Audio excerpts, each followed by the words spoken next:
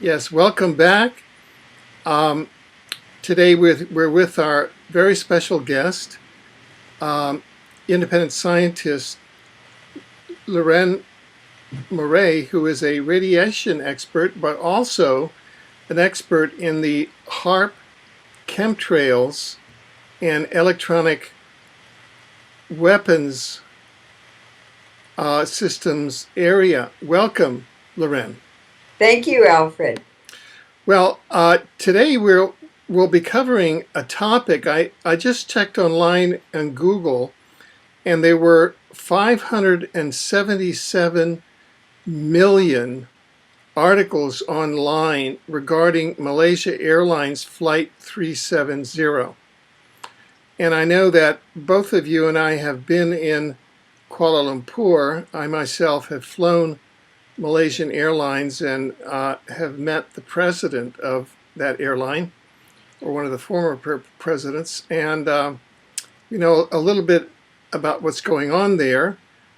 Today is Wednesday, March 12th, 2014, and Malaysian Airlines Flight 370, which was also marketed as China Southern Airlines Flight 748, from Kuala Lumpur to Beijing, China.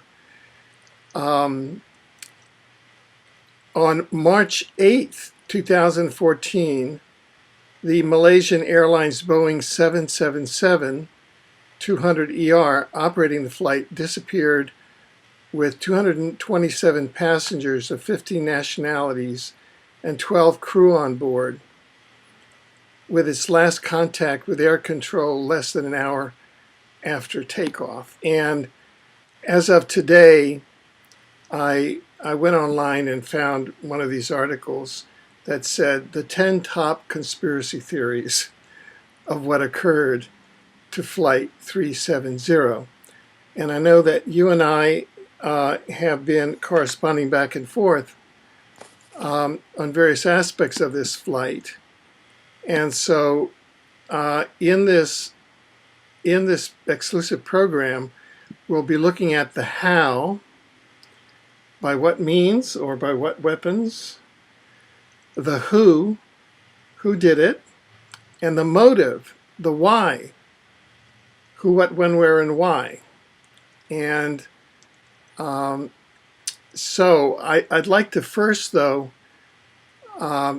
turn to a quote, very rich quote, I think, by a Canadian, Marshall McLuhan, a Canadian thinker, who said, I actually had the privilege of representing Marshall McLuhan in Hollywood, in Los Angeles, in the early 80s. The quote goes as follows, quote, World War III will be a guerrilla information war with no division between military and civilian participation, end of quote.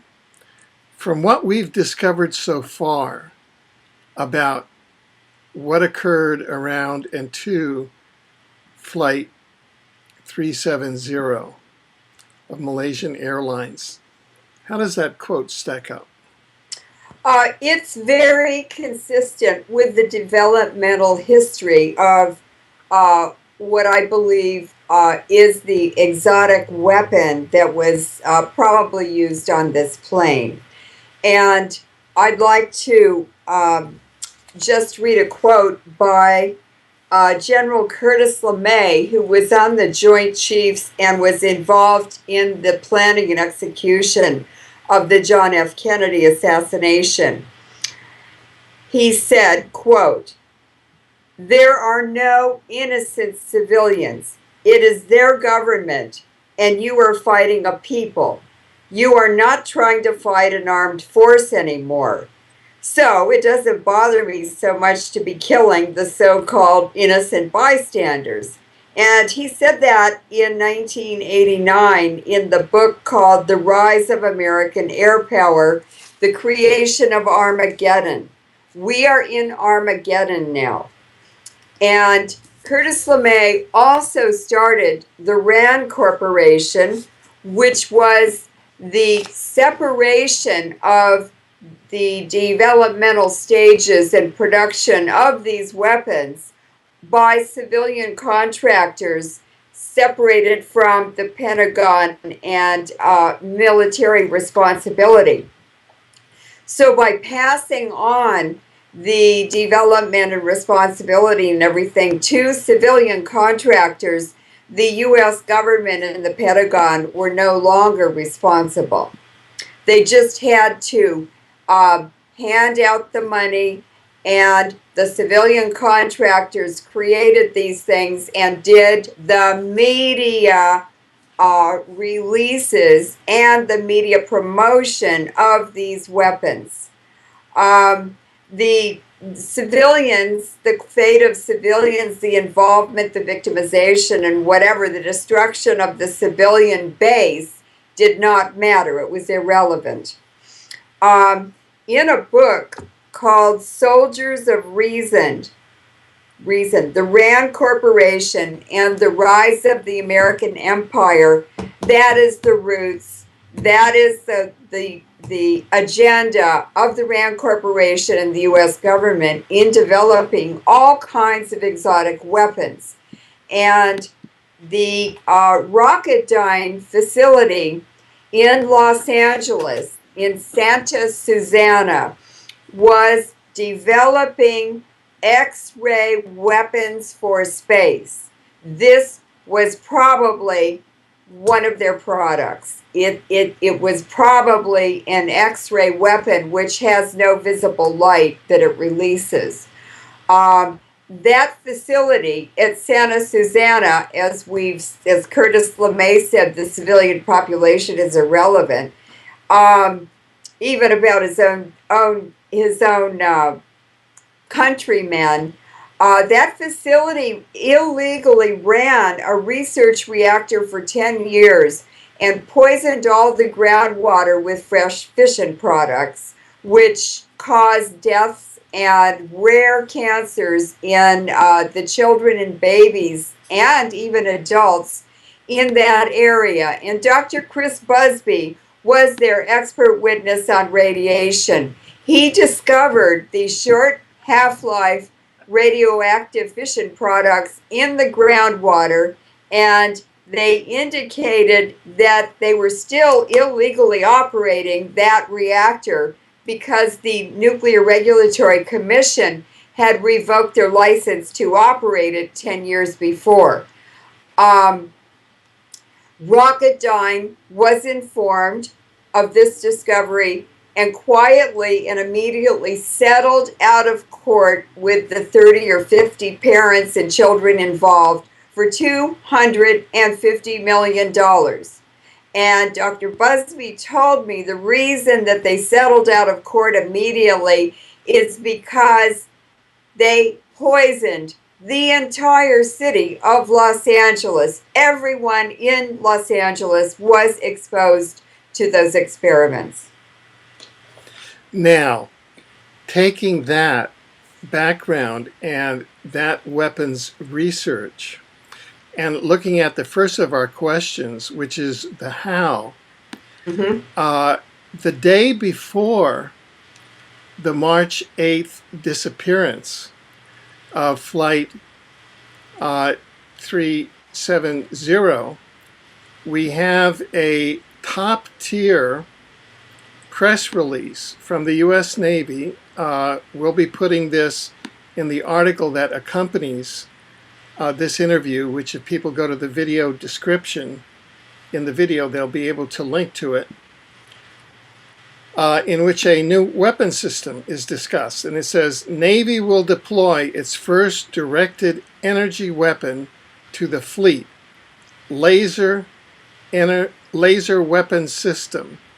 And it's a directed energy weapon that they call LAWS, L-A-W-S, in a misnomer of laws.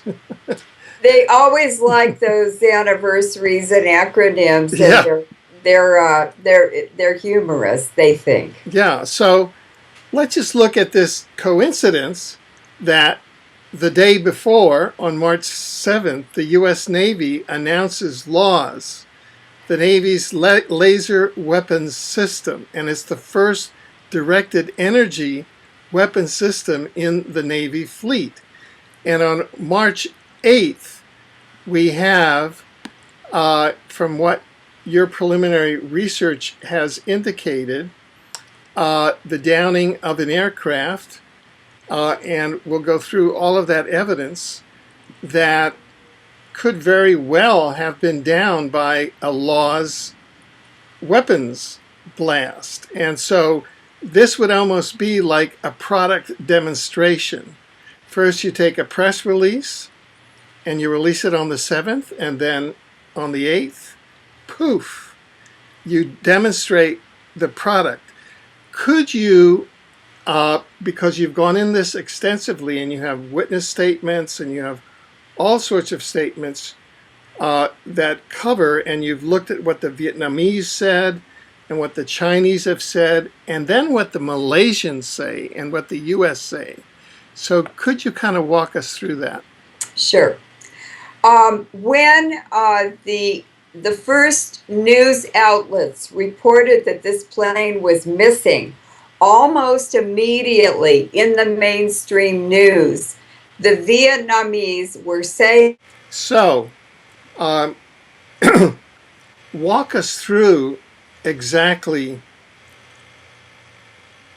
what happened and how these tools were brought to bear from your research with the Vietnamese, with the Chinese, with the Malaysians, with the Americans. What happened to Flight 370? Well, on March 10th, when the news was announced, Monday, March 10th, that this plane was missing, almost immediately, the Vietnamese announced that it might have been in the blogs, but it might have been in the mainstream media. But there was an echo immediately that the U.S. had shot the plane down. In the first moments, in the first day after an event, you want to gather all of the information that you can before the cover-up starts. Not everybody is cognizant or seduced into participating in the cover-up. So the Vietnamese are known for being very honest. They're very straightforward, they're brutally honest, and they just put the information out there. And there was a lot of very good information coming from a Vietnamese admiral. Now, it is the militaries, no matter what country, who know what's going on in their airspace or incoming air traffic. They're tracking all of them. They're watching the planes that are not even in their territorial waters or airspace, because they want to see what's incoming and what's outgoing.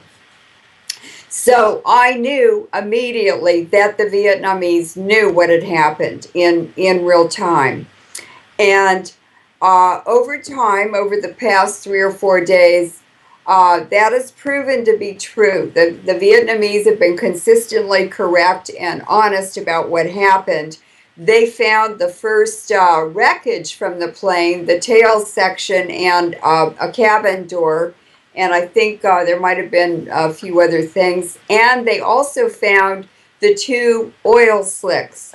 Now, the distance that the plane was from takeoff in Kuala Lumpur, the airtime, the distance it had traveled, and the placement or the discovery of the pieces from the plane as it fell apart, and the oil slicks that represent where it crashed into the ocean, are also consistent with the distance and the time of travel that it took to fall apart and then crash into the ocean, and from the time of takeoff from Malaysia.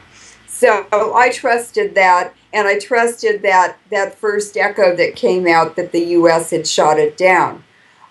We know that the U.S. in the past, the military has done demonstrations. They've shot planes down. Of course, it always gets covered up because they have control of the media. But they don't have control of the Chinese media, the Vietnamese media, the Malaysian media. They had more control of the Malaysian media, and even Thailand was involved. Um, so by Monday morning, by Tuesday morning, the media had been completely taken over by U.S. media sources, and it even started the day before when we didn't even have government representatives investigating the crash in the vicinity of Malaysia and Vietnam. So I knew that sort of confirmed that the U.S. had some kind of hidden or vested interest in controlling what was in the media. Um, and as time went on, the media it was revealed in the media that the plane had taken off. They knew when it left the continental part of Malaysia and traveled over the ocean. They knew how long it had been in the air, and um, there were uh, there were some irregularities, such as the mandatory check-in by the airplane at certain times after takeoff. The first one was missed, and they would have already been over the ocean by then. Other irregularities are that the air traffic controllers in Malaysia complained they had lost contact with the plane. They did know that it had reached 34,000 feet, and then within a minute, they lost contact with it. That's what they did know and what they did admit. The Vietnamese admiral said that the air traffic controllers in Ho Chi Minh City were waiting for the plane, and it was overdue. It never checked in with them, announcing that it was on the trajectory or clear to arriving over Ho Chi Minh City or near it. Um, a the Vietnamese air traffic controllers or the military, or probably both of them, contacted a pilot who stated to the media that he was flying a plane, I believe it was headed for Tokyo. He was over Vietnam. He was some distance, but not that far from where the Malaysian plane should have been. And the Vietnamese air traffic controllers asked him to try to contact the plane, which he did. And he said, I did not go through normal communications. I went through an emergency frequency that we have on planes and where we can talk to each other. He said, I did make contact with them, and the communication was very garbled. He said, I talked to either the pilot or the co-pilot, but I'm pretty sure it was the co-pilot. And I couldn't really hear him, and then it got cut off.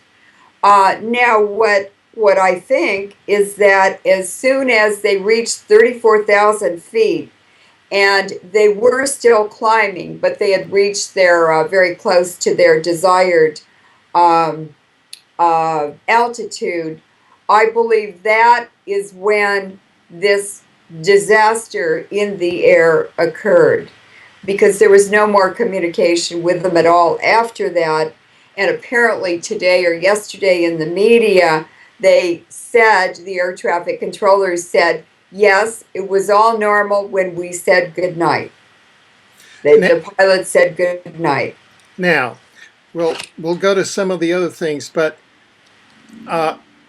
what is it that makes you think, what are the signatures that you've seen that make you think that it could be a directed energy weapon like the U.S. Navy's Laws weapon that had been announced the day before the plane took off, or some other type of directed energy weapon? Well, this is very interesting. There is a demo on the internet, which we will be putting in this video, of that was released around the same time by the Navy, and it's a simulated demonstration first of this new laws or laser weapon system, and then they actually show a real demonstration live on a Navy ship, U.S. Navy ship, with a real drone which takes off from the ship. And in both of the simulated presentation and the actual demonstration, the tail section was hit by the laser weapon. Now, what was reported in the New Zealand Herald, these are the quotes from a letter by an oil rig worker who claims he saw the missing Malaysian airline flight go down in the sea southeast of Vietnam in the area where the plane should have been. The letter has been authenticated, and the paper says, quote, Mike McKay told his employers in an email made public overnight that he had observed the plane burning at high altitude. I believe I saw the Malaysian Airlines plane come down. The timing is right, he said. I tried to contact the Malaysian and Vietnam officials several days ago, but I do not know if the message has been received. Mr. McKay said he was on the oil rig Sangha Merkur off southeast Vietnam. When he observed the plane, it appeared to be in one piece. He said, that is consistent with laser weapons, and you will see that in the demo. From when I first saw the burning plane until the flames went out, still at high altitude, was 10 to 15 seconds, he wrote. Now, we do have a precedent for this, and that is the USS, was it the Columbus, the space shuttle that was hit by a directed energy beam. It was like lightning hitting it when it entered the airspace over California. And by the time it reached Texas, it had fallen apart and crashed.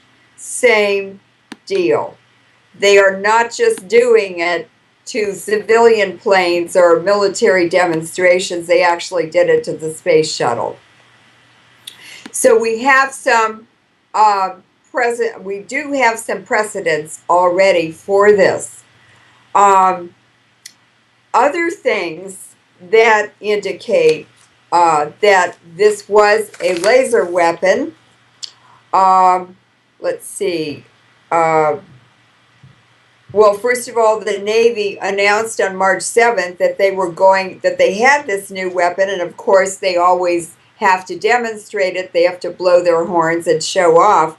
But Lockheed Martin announced that in James that this weapon was now available for sale. So they were looking for a marketing event, a sales demo that they could put into the major media in real time. So these pieces fit together like kid gloves, in my opinion. So what you're saying is that this is a human tragedy, but along with Marshall McLuhan's definition of World War III, where there are no clear lines between, it's an information war between, and with participation of civilians and military, the downing of Flight 370 could be a marketing exercise by Lockheed Martin and the Navy for this new weapon system. It's a huge media event. It was the perfect demo. And I'd like to say also that the military globally and intelligence communities globally, especially intelligence communities globally, are all one unified cooperative organization. They're all knit together. They all know what's happening. They have to, for coordination and synchronization of these fake wars and false flags and so forth. This is an information war now. This is a media war. That's what World War III is. That's what the Rand Corporation is about. And Lockheed Martin and Rocketdyne, all of them, they're all working together. They make money making weapons, making war, and then making more weapons and more war. And what it's done the whole 20th century was a series of wars, each one more horrific than the last. These electromagnetic weapons, these laser weapons, this is Tesla technology. This is the new war now from space. It's just a new game with bigger toys for the big boys. Let's just tie up a couple loose ends before going to another area, and that is it's been reported today, March 12th, that China is releasing possible satellite images of a crash site. Have you been able to review those, and do you have any comment on those? Yes, China released those a few days ago, but they didn't get picked up. They are now getting into the mainstream media, and they are pieces of large pieces of what looked like the aircraft floating in the ocean. They were not able to get to the floating pieces until the next day. I think it was too dark. So they were still floating the next day. And as soon as the Vietnamese announced that, there was a huge media campaign coming out of the US, which was all over the mainstream media by Monday, March 10th. And almost all of the news coverage and the news stories were from CNN, Fox, ABC, NBC. It was all US news outlets, and they denied there was any evidence at all. There were no oil slicks. The oil was tested. It wasn't from that airplane. The pieces of stuff floating in the ocean, it wasn't from that airplane. Yet it was in exactly the place where that plane must have crashed. So we see a whole turnaround, a complete reversal, and the disinformation and inconsistent statements from Malaysia escalated and turned on that day into just red herrings, such as we're searching the west side of Malaysia now. We're searching north of Malaysia now in the ocean. And so they were looking everywhere where they couldn't find any evidence of the crash. And they were denying that the pieces that obviously were from the aircraft and the oil slicks, they refused to even acknowledge that they existed. They denied it. So the Malaysian military that was in charge, supposedly in charge of this search, was really cooperating with the disinformation campaign of the U.S. that has shot down the craft. And that's consistent with your and my experience in Malaysia as expert witnesses, and you were a judge on the Kuala Lumpur War Crimes Tribunal for Iraq. Right. Now, let's go to motive. And there's a very suspicious circumstance. And of course, this comes right in the middle of, we have first the Sochi Olympics, and then we have the upheavals in Kiev, and then we have the the reaction taking place in the Crimean Peninsula, and a lot of complications there vis-a-vis Russia, vis-a-vis Crimea, which has been Russian and had been handed over by Khrushchev in 1964, and all of that. And just prior to the March 7th announcement by the U.S. Navy that it had this Law's laser weapon, which then apparently was tested openly in a marketing exercise on March 8th, Russia had a test, did it not, of the Topol system. Could you explain why that test was done, what the Topol system is, and what the strategic significance of that test was? The Topol missile was designed and manufactured by the Soviet Union. It's also called the Sunburn missile. It's the most lethal missile in the world, and there is no defense against it. It has a 7 kiloton nuclear warhead. It travels at Mach 3. It was Mach 2 when it was designed. They've upgraded it. It now travels at Mach 3, 10 feet off the ground.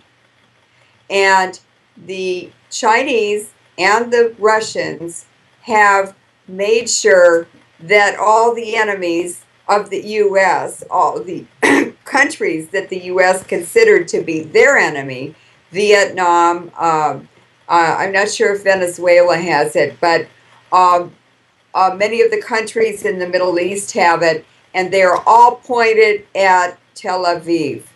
Tel Aviv will be wiped out in 5 minutes with no opportunity to respond to any incoming Topol missile.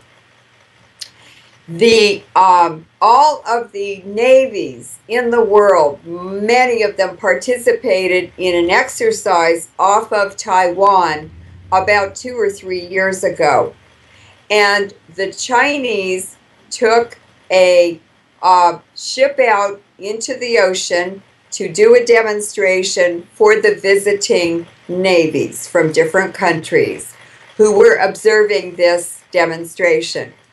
And they painted a big target on the side of the ship, and they shot it with a Topol missile. It sunk almost immediately, and that was the message and the demonstration to other navies. That missile made the entire surface navy obsolete for all countries. There's no defense against it. Now, laser weapons, these exotic laws or laser weapon systems that have been developed, and X-ray lasers were developed for space. Now, that happened in space. That happened up in airspace, didn't it? If that is what was used on the plane, and it's very likely that it was. These weapons now make the Topol obsolete. Is that what this demonstration is about? Well, not really, because the distance that these laser beams can travel is limited. So I asked a former Navy personnel who was familiar with the electronic weapons. He was in the Navy when they were developing them. And he said the distance that power pulse has to travel and maintain the energy in the beam enough to do the to kill a ship or a plane or whatever rapidly decreases with distance. And he said, with what he knows about these, that pulsed weapon, energy weapon, if it was used on the plane, had to be within 10 miles of the ship that transmitted that beam. So they have to be within the vicinity. The energy is not great enough yet. These are demonstrations. They're not what the ultimate product is going to be, or the ultimate weapon is going to be. Now, what's interesting is the this civil war or civilian war or whatever, this incident that's happening in the Ukraine, and it's spread into Crimea, of course, is a great concern of Russia, and it should be. The problem in the Ukraine has been American interference. Hillary Clinton went over there, George Soros went over there. George Soros funded these colored revolutions throughout Central Asia, in the former oil-rich republics, in Egypt, and he also funded the equivalent of those City of London revolutions, the Occupy movement in Canada and the United States. So there's a lot of meddling in on the edges, on the margins of Russia by the U.S., and it's creating tension between Russia and the United States. And after this army interference and shooting civilians and shooting soldiers over there started happening in the Ukraine and the Crimea, suddenly last week the Russians demonstrated the Topo missile. And a few days after the Russian demonstration of the Topo missile, that plane went down with what was likely U.S. Navy energy weapons or laws. So basically, what we had, as we understand it, is that in Kiev, when we had the great conflagration at Maidan Square, where almost 100 people were killed, it's now come out in a leaked phone call between the Estonian foreign minister and the EU foreign minister that there was a third force that had put snipers in there with orders to fire both on the police and on the demonstrators, thereby creating a kind of an incident, creating a war incident. And what I saw in the media last night, is that Buckingham Palace made the order to shoot the police and soldiers in the Ukraine. Yes. So this takes it to London. Let's talk about the ties to London. First of all, Thailand is a British money laundering depot for the opium and heroin trade in Central Asia, including Afghanistan. Many of the bankers in Thailand are Chinese. They are involved in the opium trade. This is the legacy of the East India Company and the Dutch East India Company, involved in trafficking in opium illegally with China in the 1700s. That continued until about the 1900s, when the Chinese were able to get the British out of China. And of course, they had to wait for the 250 million Chinese addicted to opium to die off. So opium production from 1900 until the Vietnam War slowly declined almost to nothing. That is a huge amount of revenue, and the Dutch East India Company is also an extremely large player in this global economy, hidden economy. And that money, actually, from what I call Dope Incorporated, is 5 times bigger than the legitimate currency in circulation and the global economy as we know it. 52% of the offshore banks that are mostly on former island colonies of the British Empire, 52% of the banks are owned by Queen Elizabeth. Everywhere you go where there is genocide, pedophilia, drugs, crooked politicians, it's all coming out of Buckingham Palace. Now, in the Victorian period, it was a common saying, well, the sun never sets on the British Empire. Who would ever trust an Englishman in the dark? That's the reason. And we could say, and some English women, because these uranium pimps, these mass murderers that are running this global empire of drugs and crime are coming out of London. London is the world capital of terrorism. Follow the money. Right, exactly. And so we'll follow the fingerprint of London in Flight 370. But first, let's get to the various layers of motives, the why. Mm-hmm. And the first layer is that following the incidents in Maidan Square in Kiev, where there was a Buckingham Palace based order, and I agree with you that there's a solid evidentiary base for that, with a black ops sniper teams to fire on both the police and the demonstrators to create an incident. And this huge media frenzy over the missing plane to take the headlines away from what's going on in the Ukraine and right. The Crimea. Yeah, sure.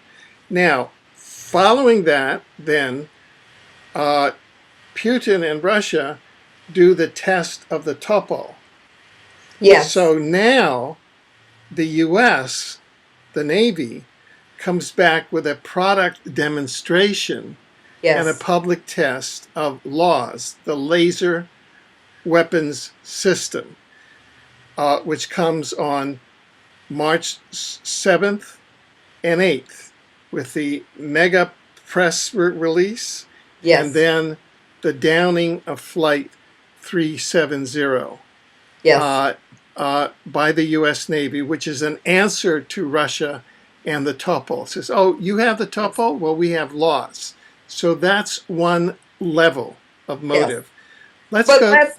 Let's look behind that. Go ahead and finish, and then I'll No, please, because I'm going to change to another level of motives. So if you'd like to go deeper into this motive, go ahead. Well, let's just look at what is really involved.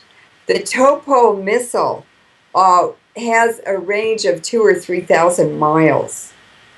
The LAWS that was demonstrated in this video that was released by the U.S. Navy around the same time that Lockheed Martin announced their new product, that weapon system, these pulsed weapon systems, because of the attenuation over distance, in other words, the large amount of energy lost, that can only be used if the Navy is on the surface of the water and the target is on the surface of the water.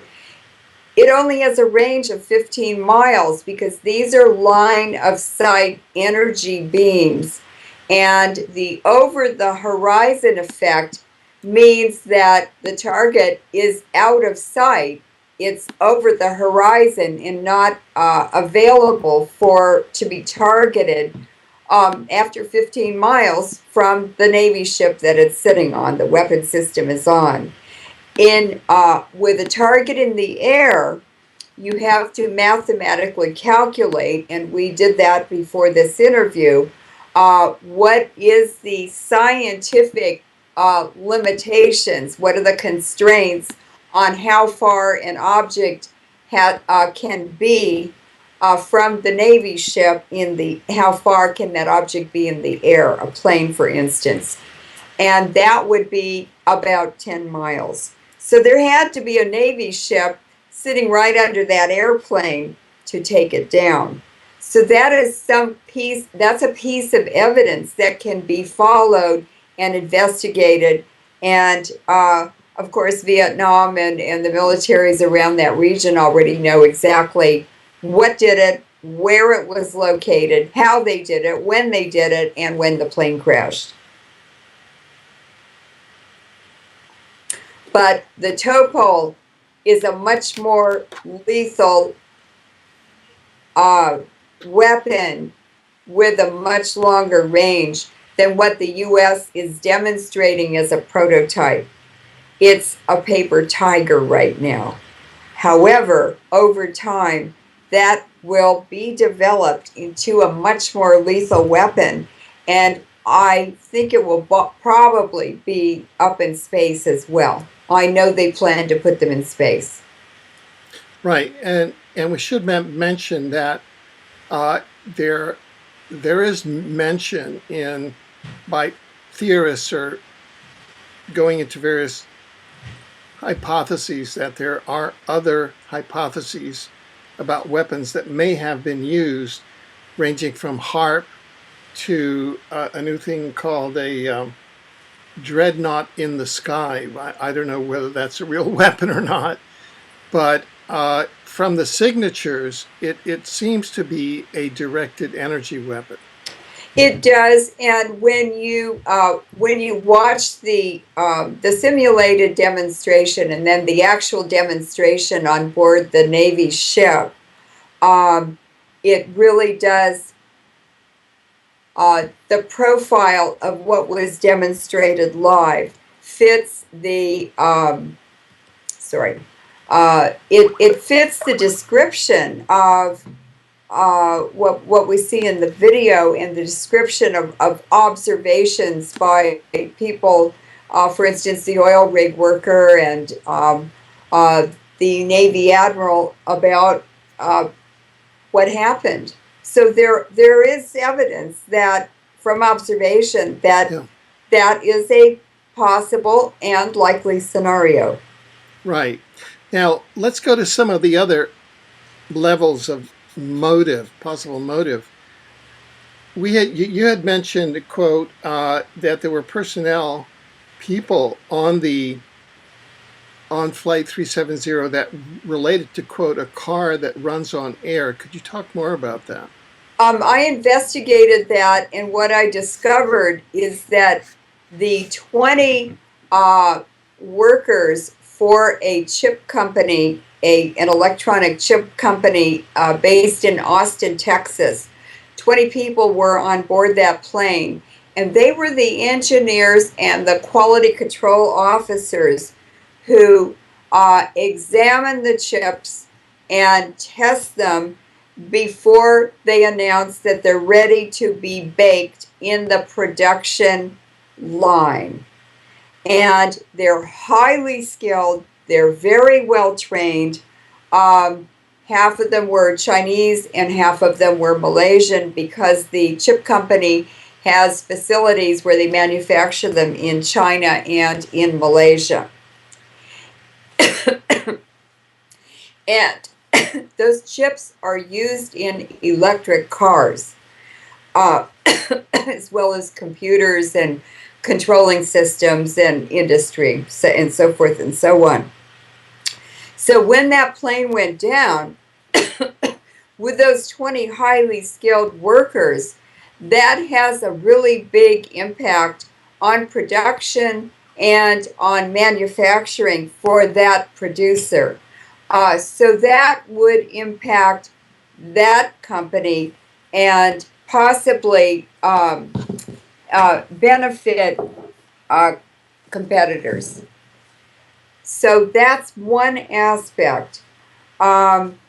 There was also an IBM executive on board. I don't know what he was involved in, but he was working out of Beijing, I think. But I think he'd worked in Malaysia also and had moved on to Beijing. So there is all kinds of very strange things and unexplained suicides and deaths and murders, especially in Singapore, related to the British intelligence and U.S. intelligence in that Southeast Asian region. And this has to do with taking down the Western economies, which basically the Fukushima disaster has destroyed Japan, North America, and Europe. Over time, that whole region will slowly fall apart like Russia did after Chernobyl. And the life expectancy in Russia because of Chernobyl has decreased every year. That Fukushima disaster is thousands or possibly millions of Chernobyls.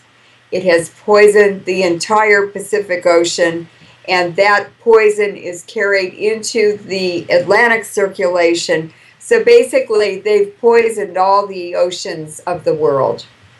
That ends up poisoning the air column. And what is happening now is that planes flying for Alaska Airlines, for Japanese airlines, and even Southeast Asian airlines are suffering from metal fatigue. It's called the Wigner effect, from neutrons and radioactive particles and waves, or waves, impacting the metal and causing it to crystallize, which weakens it. And a few weeks ago, I found a video clip of workers at the Fukushima Daiichi nuclear power plant, which is now a permanent point source of huge amounts of radiation that will poison the whole world. There's no way to turn it off. And the workers were standing outside. There were about six of them. A crane was operating, and they were removing spent fuel rods from reactor number 4, that building. It's very, very dangerous, and it will increase the radiation exposure globally by many times more than the Fukushima explosion to begin with. And these workers were moving the fuel rods out of the building, which is a disaster, into casks where they will be put in dry storage. And I was watching the video clip. There were 5 huge cranes in the background outside between the reactor buildings, and one of them just in slow motion collapsed right before my eyes, and not a single worker even noticed. What if that crane that they were using to remove the fuel rods had collapsed instead of the one that was parked? Yeah, well, when we first heard about that Flight 370 was missing, the Wigner effect was one of the first causes. How did you discount the Wigner effect? Well, I thought it was possible that that could have been the cause of the disappearance of the plane. That a wing could have fallen off, or usually it's the hydraulics and the landing gear, the areas where metal is crimped onto fittings. That seems to be where they're failing.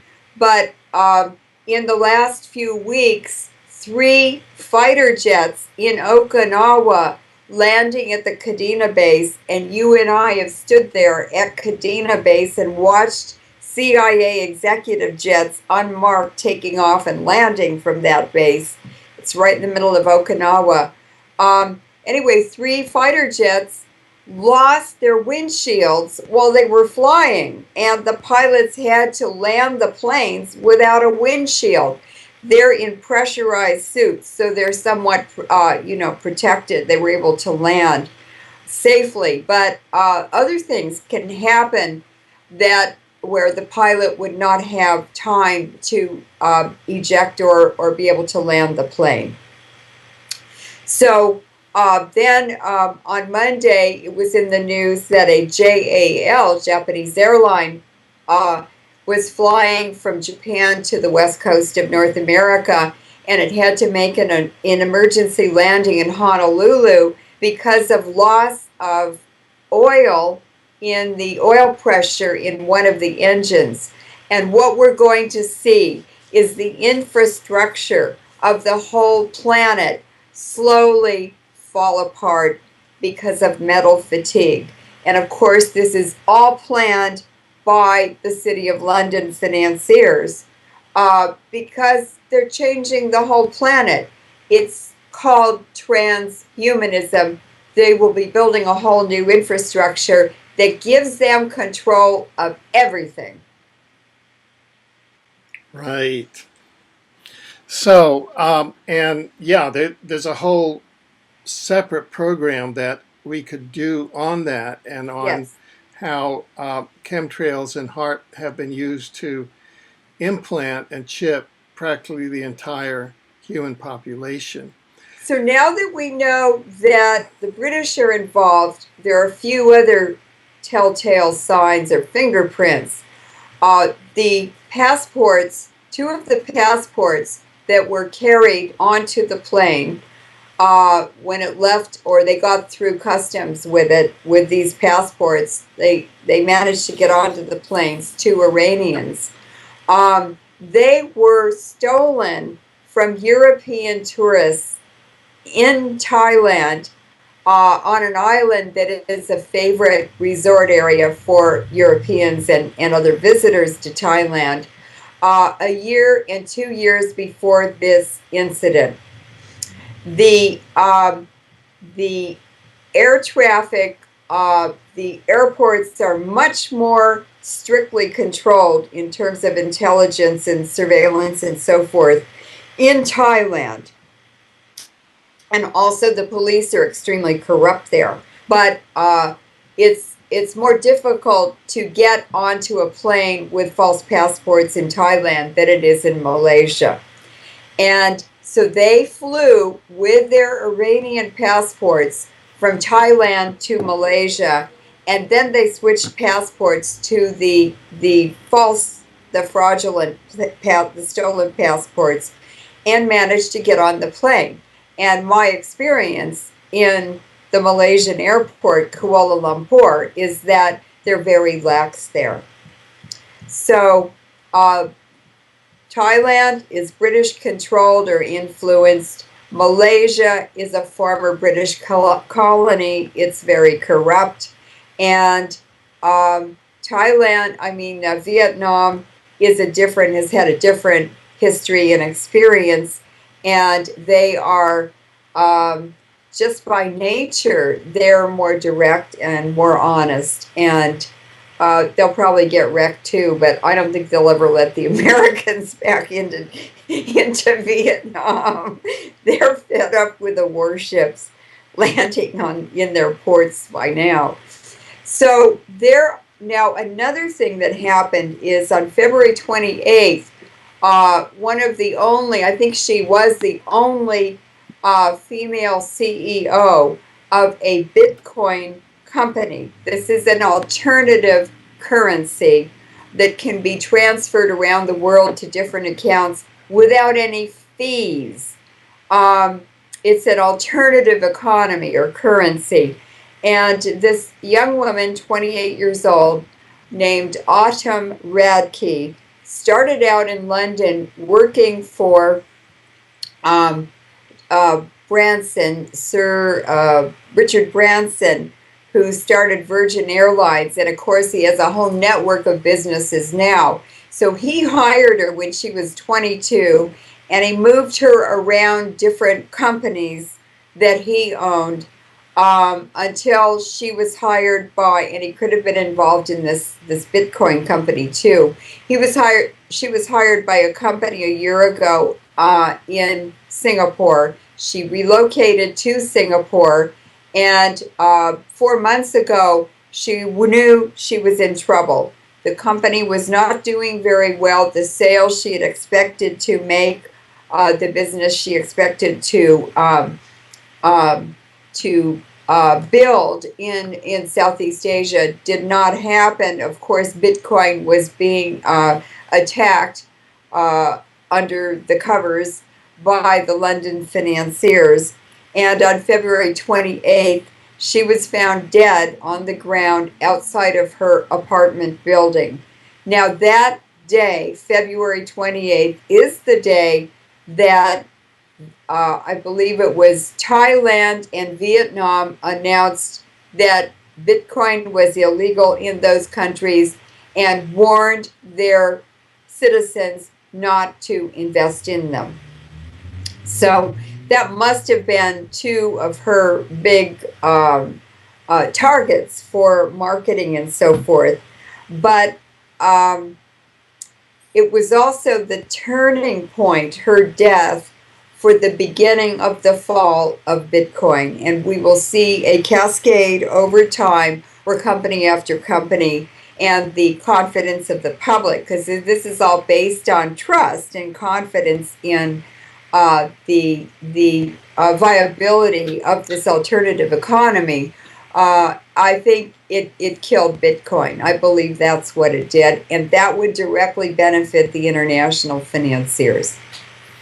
Right. Now, let's trace again, going back to the motives. So far we found two motives, for two layers of motives for Flight 370. The first, that it was the U.S. armed response to the topo, by using and marketing an armed response, a black ops false flag operation, using possibly the law's laser. All the profile seems to be that way. Laws was announced March 7th. Flight took off on March 8th, the day after.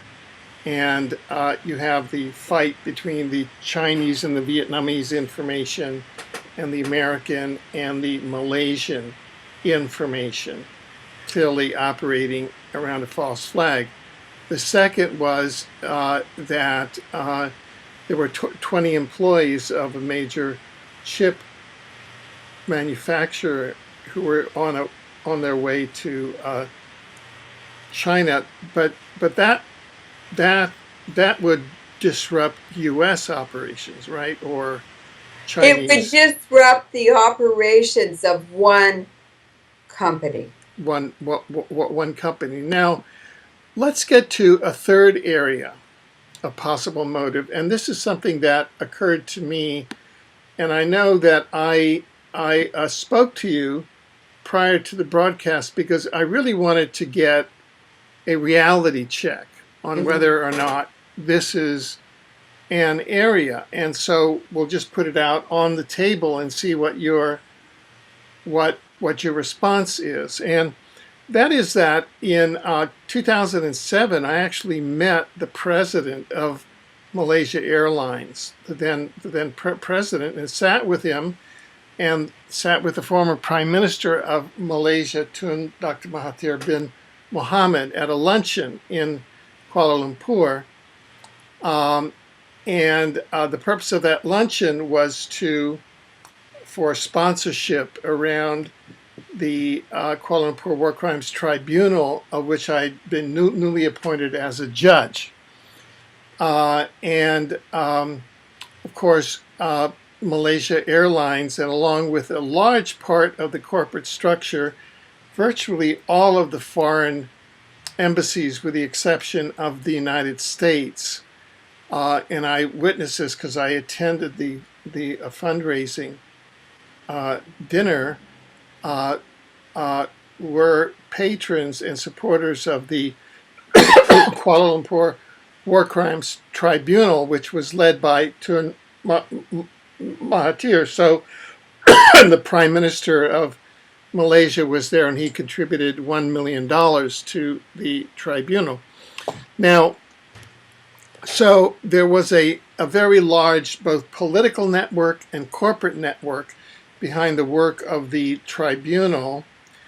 And what the tribunal actually did was that, number one, it found Tony Blair, the UK government, George W. Bush and his cabinet, Cheney and Rumsfeld and all their cabinet, guilty of the Nuremberg level war crimes for the illegal war in Iraq and for torture in Iraq.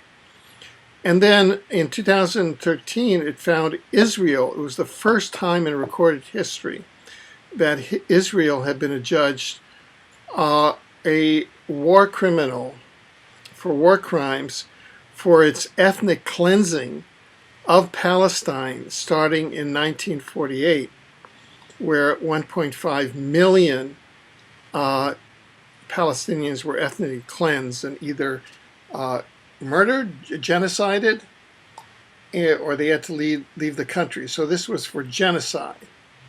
And these facts were placed on the public record for the first time in history. So I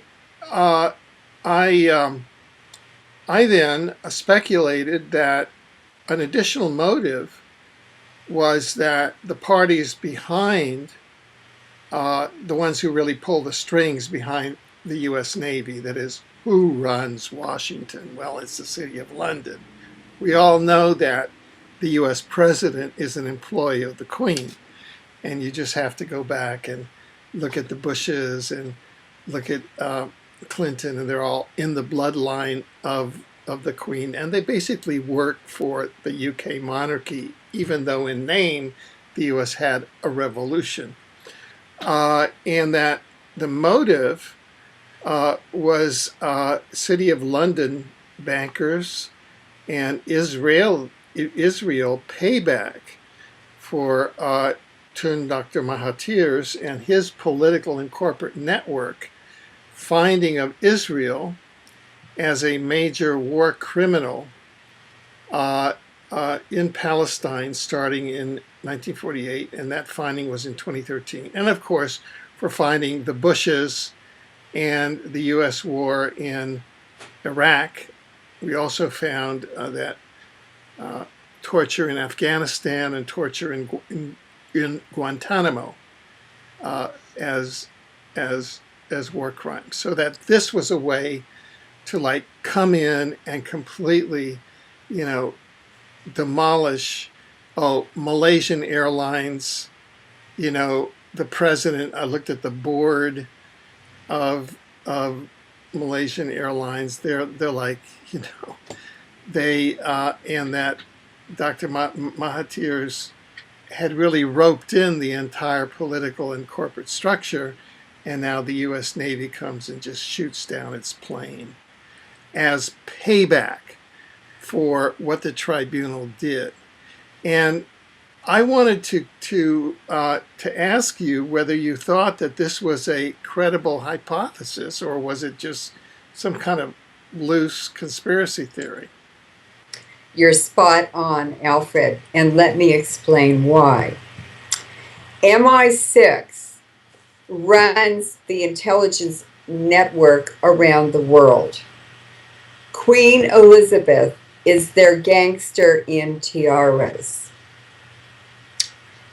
And her call from Buckingham Palace ordering soldiers to shoot other soldiers, or the infiltrators to shoot soldiers and police and so forth, civilians in the Ukraine, makes her their plumber. Because the Ukraine situation is about plumbing for pipelines.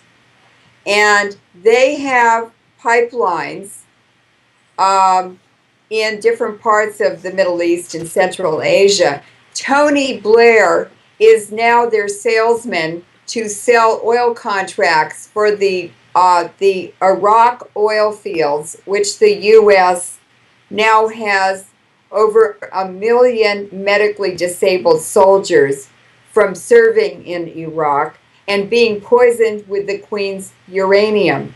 She has a $17 trillion stake in the global uranium stocks and that whole industry. This whole incident, the Malaysia incident, all of it is related to the plumbing, putting in the pipelines in the Ukraine, and that's in competition with Putin. He doesn't want the British interfering in the Ukraine and using the U.S. military to do their dirty work. Now, Tun Dr. Mahathir came from a village in Malaysia. He is Malay, he is Hindu or Indian, and he is Chinese. He truly, his bloodline represents everyone in Malaysia. He fought off the British he was part of the independence movement. He went into politics, he won a seat in parliament, and eventually he became prime minister, the first non-royal prime minister in Malaysian history. And for 22 years, he developed Malaysia for the people. He wanted to give them a better quality of life.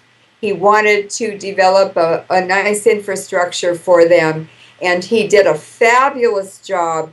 The people have a much higher standard of living, and he's a very, very tough guy. He has a lovely family, and you and I certainly were very privileged to meet them and to spend the time that we did in Malaysia, because he's one of the best leaders in the world, and he certainly was at the top of the Muslim or Islamic leaders in the world. So when George Soros attacked the economies in Southeast Asia, he also attacked and tried to loot the Malaysian economy. Mahathir fought him off fiercely, and he was one of the only leaders in Southeast Asia who was able to prevent his economy from being completely looted. Indonesia was wiped out. Probably corruption and infiltration by the UN and the CIA was the downfall of the Indonesian economy. But Mahathir, he had enough political power and integrity to keep his country together. He also developed the whole oil industry. The Indonesian oil company was his creation. And I've been in the tallest building. Sorry, you mean the Malaysian oil company? Yes, Tun Dr. Mahathir developed and built that economy on the revenue that he got, or that Malaysia got, from the oil company he created for Malaysia. It's a national oil company. It doesn't belong to him. It belongs to the people. And because of that, the London financiers never forget, and they never forgive. And he has been a target of their malice and unprecedented venality ever since that happened. He won, but they make you pay for the rest of your life. So anything that happens that damages him, that diminishes his legacy, that discredits him, you could just look to London and be sure that's where it came from. Right.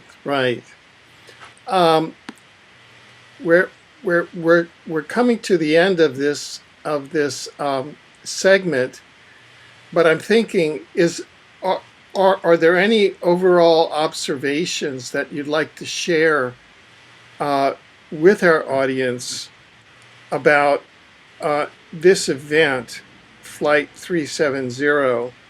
It looks like it's a U.S. Navy operation as part of the beginnings of World War III in the context of Marshall McLuhan.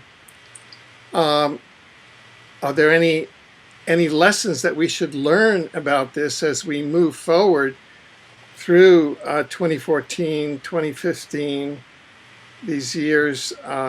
People have talked about the tetra eclipses, that the 100th anniversary of World War I, all of that. What are your thoughts in these areas? Well, the United States and the University of California in particular, where the Manhattan Project started in World War II to create nuclear bombs, this war industry involves corporations and the military and governments, but it's really the weapons of mass destruction that are produced in the universities and produced in the nuclear weapons labs and so forth, produced in the civilian corporations like Lockheed Martin and Rocketdyne. Those are civilian operations.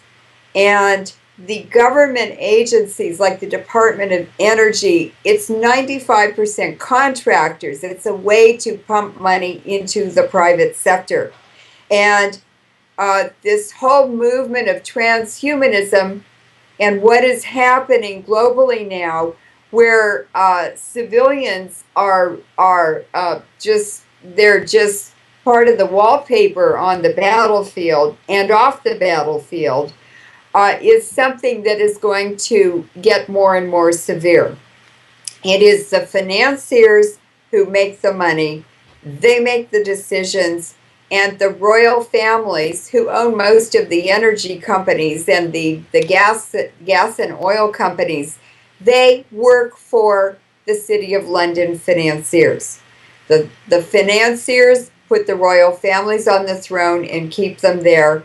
And when they don't like them anymore or they want to do something different, they manipulate them. We now have Prince William, who is slated to be the heir to the British throne. His biological grandfather, Princess Diana's biological father, was Sir Jimmy Goldsmith. And Sir Jimmy Goldsmith is part of the Rothschild network. The Rothschilds and the Goldsmiths came from Germany, from Frankfurt together to take up banking in the 1700s when the Catholic Church, the Pope, rescinded the religious law for Christians to not be involved in usury or banking. So the Jewish bankers had to reorganize themselves, and it was the Rothschilds and the Goldsmiths who came to London to dominate and to take over and run British banking and finance. Now, the Queen or the King of England is a sovereign ruler.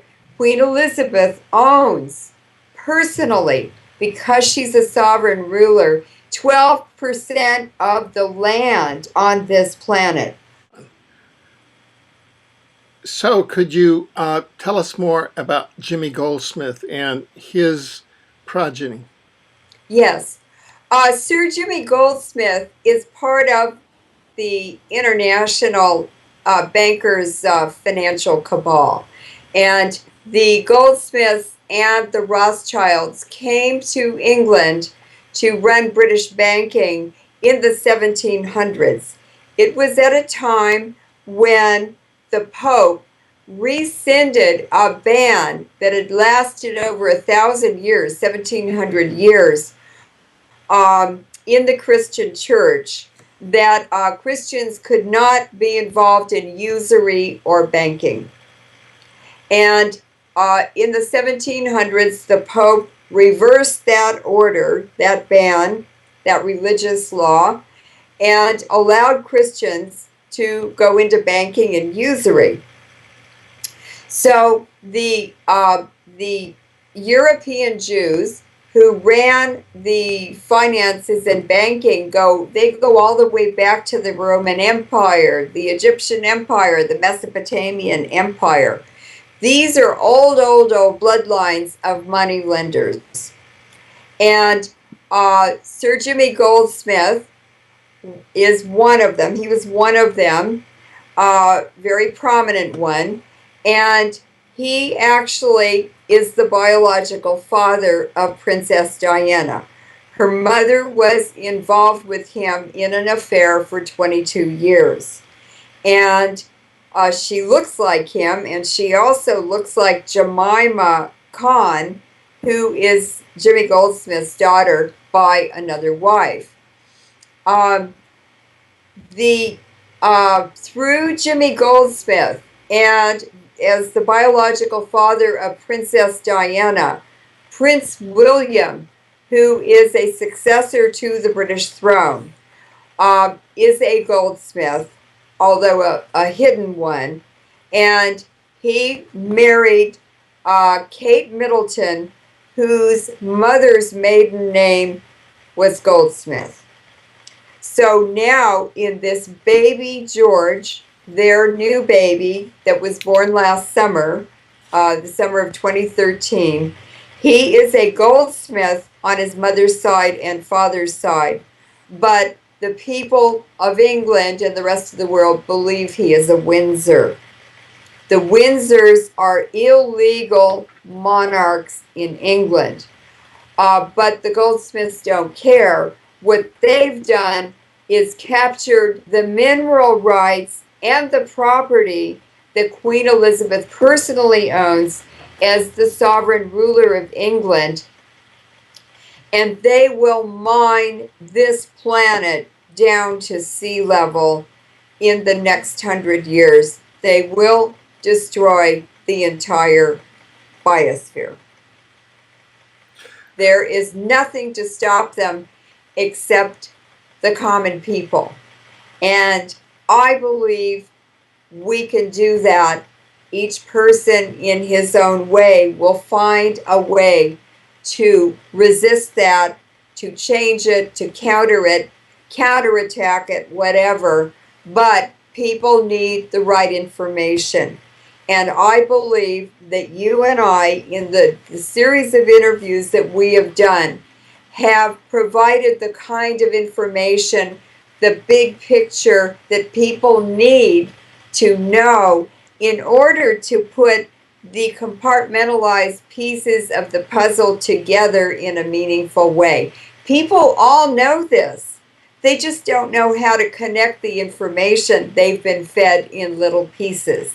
We are providing the big picture, and it's to empower the public, inform the public, and to encourage them to do their own research, to share it with people, to find ways and measures to counteract what is the looming dark ages that are coming down on us with these horrific weapons. And the universities and science have made it possible. That has to be changed. And by the way, the bankers, international financiers, funded the Royal Society of London, which is the basis for Western science that's poisoned all the rest of the world, and they started the universities. Right, and people can find. We'll put this at the end, but people can find those interviews and articles going back 10 years at ecologynews.com. That's ecologynews.com. Well, we've come to the end of this segment, and I'd like to go back to where we started, which is the aphorism that Marshall McLuhan, the Canadian thinker, came up with. World War III will be a guerrilla information war with no division between military and civilian participation. And our examination and analysis of Flight 370 seems to be a case in point. And my question to you is, how can our listeners and the citizen at large,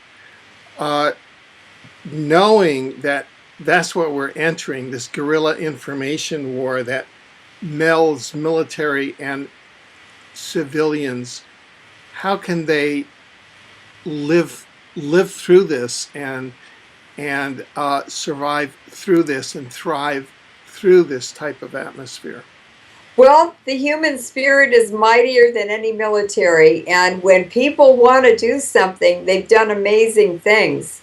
I mean, when you think that the largest surface area of the planet was explored and settled, the whole Pacific Ocean region, by indigenous people in little sea kayaks, that's an incredible thing. And it was through the power of the human spirit that they did that.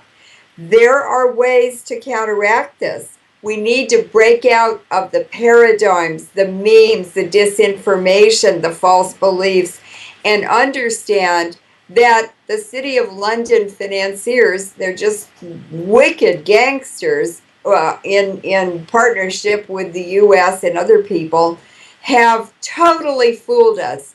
They have filled us with so much garbage that we think is reality, that we're not in touch with reality. We need to begin to do our own research, and it's all on the front page. There are no secrets. You don't need any secrets. You need to interpret the information that's out there from a different framework, and then you see it all. Just lift the curtain and you'll see that tiny little man behind the curtain who's running all of this. This is simply the Wizard of Oz. Well, thank you, and we certainly want to thank you for taking time out today to be with us, and we look forward to your coming on again in the future as events develop. Thank you, Alfred.